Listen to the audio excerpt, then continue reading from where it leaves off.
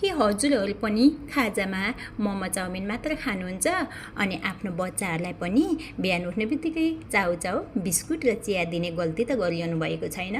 म पनि कुनै बेला खाजामा चाहिँ मोमो मात्रै खाजा हो जस्तो लाग्थ्यो अनि चाउचाउ ल्याउने चट्ट चाउमिन बनाउने खाने गर्थेँ है। अब त्यो त स्वास्थ्यको लागि राम्रो होइन। हजुरहरू पनि त्यस्तो बानी छ भने छोड्नुहोस् ल। अनि आज म माया टिप्सको एउटा बुलेट जस्तै शक्तिशाली उपाय अपनाउनुहोस् है ल, बताउँदैछु सुन्नुहोस् ल। यसको लागि गहुँलाई कराईमा सानो आगोमा मजाले कुरुम कुरुम हुने गरी भुट्नुहोस्। बजारका महँगा केमिकल मिसाएका बट्टाका पाउडरभन्दा यो लाखौँ गुणा फाइदाजनक छ। अब यसलाई मिक्सरमा पिसेर शुद्ध गहुँको सातु तयार पार्नुहोस्।